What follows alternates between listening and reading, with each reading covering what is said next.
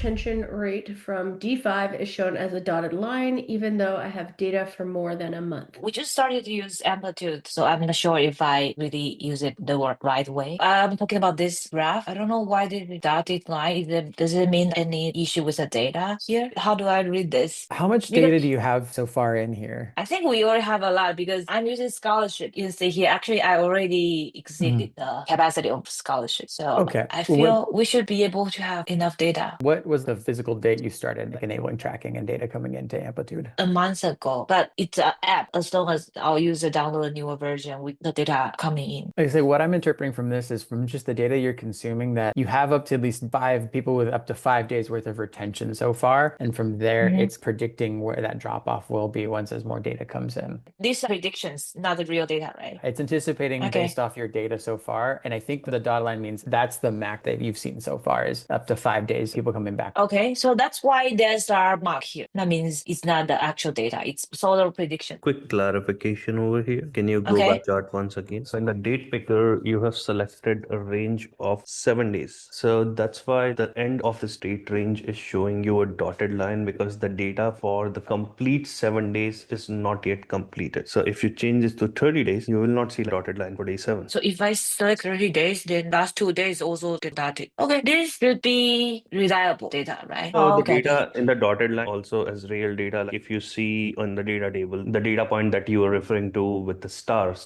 generally means that the data for that particular date, it's still not complete because the date is not complete. And this graph looks reasonable, right? As a retention data. Correct me if I'm wrong also, Ishan, it's basically off the limitation of that constraint. If it's 7 days and if you have 30 days of data and the max someone's showing back is they've come back 5 days, wouldn't that just also show in that limitation of how like that frequency? So yeah, it's more of just making sure you understand your data going in here because 30 days it's saying how many people, like what's the average retention over 30 days? And then what's the average retention of a 7-day time frame within that? So make sure you understand that context. And then as he says, the data line lets you know like, we don't have enough data yet to finish out the rest of the week or the rest of the month, but you can see from here within the confines of 30 days, this is many people come back within, this is what your drop off of retention as you get to day 28. Whereas in 7, it's saying on average people coming back within 7 days, this is how often people are dropping off within 7 days. But again, it's incomplete until you have that full set of data. Okay, thank you.